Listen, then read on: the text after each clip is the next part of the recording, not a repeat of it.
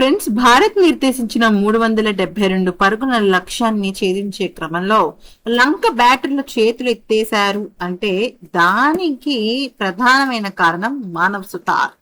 అయితే నిజం చెప్పాలంటే అసలు గాలిలో గత్తర్ లేపేశాడు అనమాట ఈ జూనియర్ అనిల్ కుంబ్లే.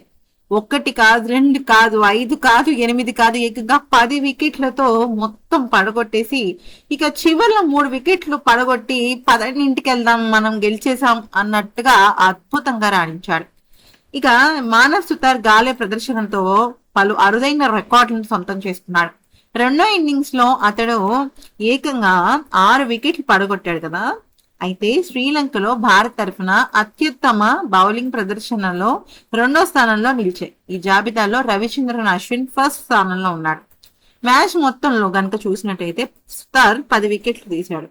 అయితే ఇక శ్రీలంకపై టెస్టుల్లో ఒకే ఓవర్లో 3 వికెట్లు తీసిన తొలి భారత బౌలర్ గా కూడా రికార్డ్ నెలకొల్పాడు. ఇక సుతార్ టెస్ట్ కెరియర్ ఆరంభం నుంచి అదరకొడుతున్నాడు. ఈ ఏడాది ఆఫ్ఘనిస్తాన్ పై అరంగేట్రం చేసిన అతడు ఆ మ్యాచ్ లో 6 వికెట్లు పడగొట్టాడు. గాలెలో 10 వికెట్లతో తన కెరియర్ లో తొలి 10 వికెట్ల హాల్ ని అంటే ఈ మ్యాచ్ లో ఘనత అందుకున్నాడు. కేవలం 2 టెస్టుల్లో 17 వికెట్లు తీసిన సుతార్ ఈ జాబితాలో భారత్ తరఫున 3వ స్థానంలో ఉన్నాడు. నరేంద్ర హిర్వాణి 24 వికెట్లతో, అక్షర్ పటేల్ 18 వికెట్లతో ముందుండగా ఇక సుతార్ బౌలింగ్ సగటు 11.33గా ఉంది. అతడి ఖాతాలో 2 5 వికెట్ల ప్రదర్శనలు కూడా ఉన్నాయి. ఇక సుతార్ అద్భుతమైన ప్రదర్శన చేసినా కూడా player of the match award Devdutt Padikkal కు దక్కింది.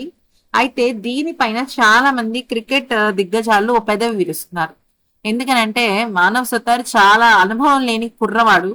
అటువంటి పిల్లవాడికి 10 వికెట్లు తీసినా కూడా ప్లేయర్ ఆఫ్ ది మ్యాచ్ రాకపోవడం బాధగా అనిపిస్తుందని అంటున్నారు. ఏదేమైనప్పటికీ తనకి player of the match award వచ్చినా రాకపోయినా తన 10 వికెట్ల ప్రదర్శన అనేది భారతదేశం జీవితాంతరం గుర్తుపెట్టుకుంటుంది.